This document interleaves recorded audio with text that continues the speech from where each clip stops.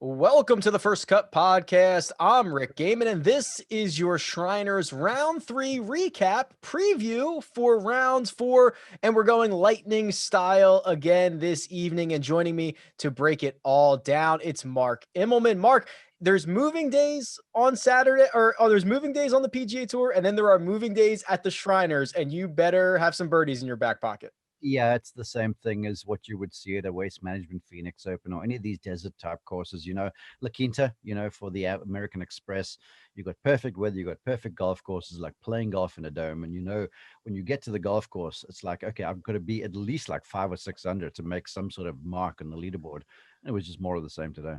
We've got two guys at the top of the leaderboard. They played together on Saturday. They are going to go out again together on Sunday because they are too clear of the rest of the pack. We'll start with Martin Laird, who shoots a 65 on Saturday. He has not won an event on the PGA Tour since 2013, the Valero Texas Open, but he is no stranger, Mark, to hoisting the trophy here in Vegas. He won this event in 2009. He did, and he's the kind of guy who's got the kind of game really that would fit this place. He hits the ball longish, he hits the ball quite high, and if there's no wind, he's going to make all sorts of hay. And he's, to me, a bit of a conundrum because the guy is Scottish, came over here, played golf in Colorado State. So you learn when you get to Colorado, you better hit the thing high to take advantage of the altitude over there. But he's a real flush golf ball hitter, and he's the kind of guy, Rick, when he gets into contention, he's got a penchant for finishing. So he's been impressive so far. He's been very impressive so far. So he'll play as he did on Saturday, on Sunday with the co-leader Patrick Cantlay, who odds makers have said he's the favorite. He is plus 150, 1.5 to 1 to win this golf tournament. He leads the field in birdies. It's just more of the same. Cantlay gets to Las Vegas and he's going to finish first or second, right, Mark? All of us smart folks picked Cantlay and one and done, didn't we? Yeah. It's one of those things where it's like the sun rising. Patrick Cantlay playing well in Vegas is a thing. The golf course fits his ball shape. He's driving the thing great. There's room to drive it, and add to the ball striking, which is very precise always. He's putting beautifully. So it's been a very complete performance. All of that I've seen so far, and it cuts a pretty dangerous looking figure for all those who are chasing him down because they know his record around here is so good and he's playing well. Yeah, that's the thing. And I wonder, this is kind of off topic here, but I mean, Kevin Na in the top 10 again, do you think that there are some places where course history is kind of more important, right? We just tend to see a lot of the same names here. Martin Laird has won here, Cantlay all the time, Kevin Na here again. You'll see it at most PGA Tour stops. If you look through Yeah. to folks, you'll see they play well there because the golf course fits their eye, and they get and they sort of, Vegas is the kind of place where if you're in the right mindset for it, you get there and you just feel good. It's the entertainment sort of town, and everything about it is great. And certain golf courses just fit certain players. And you get on the tee, and there are no awkward looking shots. And if I drive the ball this far off the tee, then I'm going to have a full club into the green. You give a PGA Tour the ability to swing free and swing full, they're likely to deliver. And of course, if you've had success at a place, it leaves that good taste in your mouth. So when you get there, you're like, I know this place, I know I can play well here. And there's not many guarantees in golf, but if you have played well at a place, you're like, okay, it's guaranteed that I have played this course well. And that's a pretty big deal for these guys. Yeah, it is. It is impressive. The most impressive round of the day, the most impressive round of the week thus far was Matthew Wolff 61 on Saturday. And this is a crazy scorecard, Mark, because he goes out in, only 2 under. He makes the turn only 2 under par, and then he makes three eagles on his second nine to finish with a 28 for the back and a 61. This was special stuff. Well, 3 eagles in 5 holes. No, okay. I mean, you played 5 holes in 6 under. That's bananas. And on the back nine, that's the one cool thing about this golf course, because the front side is a little harder. It's a bit more demanding. You're early in the round, and there's stretches of holes like 2 and 3, and then 4 and 5 and 6 that are kind of daunting. Eight's a difficult par three. So the first side you try and get by 2, 3 under par, and you're in good shape. But from then, this place just opens up. Every par five is reachable. You've got the drivable 15th. And so anything is likely to happen. And if you're going well, you can really make hay. And we saw Matthew Wolff do that. But to me, the most important thing about this was one of us called this performance in the previous podcast, mate. Good. Yeah, he was a guy that we mentioned. He was 45 to 1 last night. He's now 5.5 to 1. He was just to me, I saw him. He just was leaving everything in the throat. The game looked close and it all came together. I mean, he gets sparked by holing out from the fairway on 11. And then you mentioned it. He's got the two par fives. 16, he actually hits, I don't know what he hit, an 8-iron into 16 that is right over the flag. His 15-foot putt looked like it was good from a foot out. I don't know how it stayed out. This, I hate to always say this, but like it almost could have been better. It was crazy. It always is with these guys because even if you shoot a historic round like that, you're like, man, what if or what that, and is the kind of thing with these guys. And I'm sure he would rue the front nine, but the truth is, he forced himself into contention. He's got a shot at a title tomorrow, and he's chasing, so he can play more of this freewheeling kind of stuff. I like that, and we're going to talk more about who's going to win this. But I was actually when he finished like 8 hours ago, I thought the lead was going to be maybe even further ahead of him than he is. He's still only two back. He's got a good chance on Sunday. And this wouldn't be a golf podcast, Mark. We wouldn't be covering the PGA Tour if we didn't talk about Bryson DeChambeau, who didn't have his best stuff. Did not have his best stuff on Saturday. He shoots an even 71. He made two bogeys or two doubles, excuse me, in his first 6 holes. It was a mess out of the gate. But the angle I want to take here, Mark, is this. I think Bryson is very much a momentum type player. Like when things are going good, they're going really good and he's unstoppable. When he kind of gets into some of these stretches where he doubles number two, he makes bogey on 4 and 5 and double, like it's just sometimes it can go really bad too if it's not sharp. Well, it's like that for everybody, really, Rick. But you're right.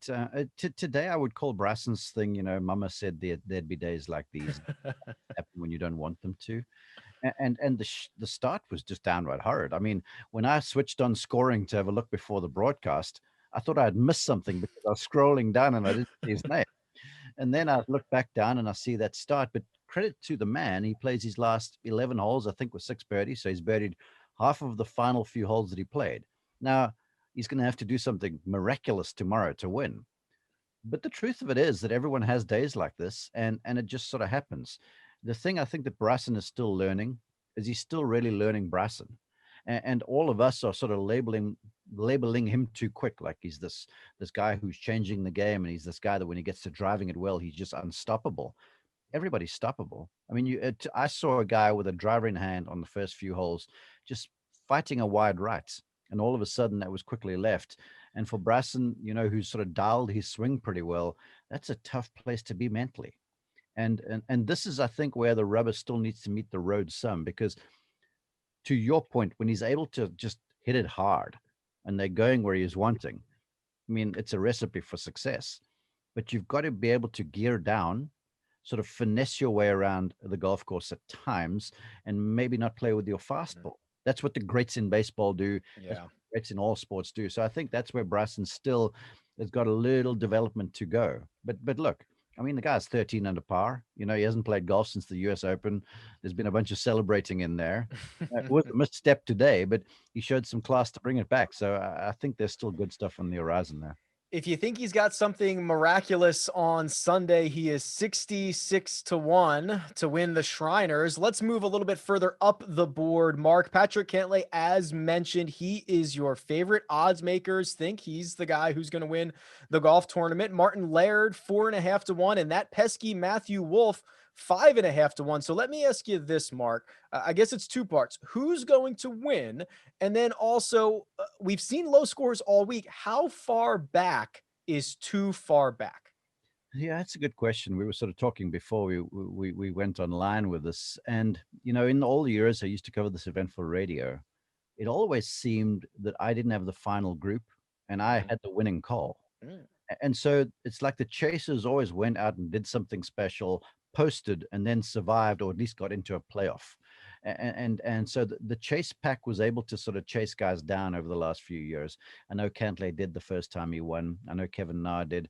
Bryson DeChambeau, when I called his win, was also not in the final group. So this golf course tends to spit out things like that for a few reasons. Number one, being in the afternoon, the wind does typically kick up. Now, the golf course is not hard, But just this is the kind of place where when guys are making 4, 5, 6, 7 birdies, just one bogey could get the quick two-stroke swing very Yeah. fast. And if you don't bogey a birdie 16 for argument's sakes, then you're in a world of hurt kind of deal, and you have to force the issue on hole like 17. So I'm saying the chase pack still is in with a shot. I'm saying that I think 25 might be the number. 20 is currently the lead. So guys in sort of that 18, 17 range, if they do something really special, like what's that, 8 under par or so, Yeah. they can do something. And I've sort of got my eye on Adam Hadwin, maybe Kevin Na, the way he putts. Zalatoris, he put together a beautiful day today. In fact, straight 64. So it's still on. And the one thing I would highlight, and let me say, I think Cantlay will win, but Matthew Wolff has been in the final group a few times, or been in contention, right, and hasn't finished it off because he's still kind of learning the thing. Right. I think going out there early and just sort of swinging for the fences a bit, that may play into his favor. So to be honest with you, I don't know who it is. It's going to be crazy, but you better be making birdies. Yeah, I like that a lot. Matthew Wolff, who has put himself in position a handful of times recently, now gets to chase coming off of that 61 today. I like that. I would like to see Matthew Wolff win. I think it is probably Patrick Cantlay's week. He was bogey free again on Saturday, and you mentioned it, Mark. I mean, bogeys hurt you a lot on tour. They really hurt you here. It's usually a two-shot swing, and if you can just avoid it, like Cantlay's done for his last 27 holes or so. I think it's his. I think it's him raising the trophy on Sunday afternoon at the Shriners. Well, to that, you look at the performance, and it's not like he's had his most glowing stuff. I think if there's a standout, it's the putter right now. Yeah. But the driving has been decent. The iron play has been solid. The distance control is there. He looks like he's flatting the golf ball, but he's also hit one or two shots where you could see sort of on the edge and not completely convinced. And he's still cobbled together 20 under par. So it's not likely that you'll find your best stuff in the final round because of the nerves. But we're seeing a guy here who is not really with all six cylinders firing, and he's still putting together bogey-free rounds. So that tells me he's managing himself and the golf course very well, and that is always a tremendous combination. Well, we're going to find out. We're going to see who wins the Shriners, and all of us will be back to break it all down Sunday evening. But for now, that's Mark Immelman, who you can find on Twitter at Mark_Immelman, Captain Immelman. Maybe I should be referring to you as. You can find me at Rick Run Good. This has been The First Cut, and we'll catch you next time.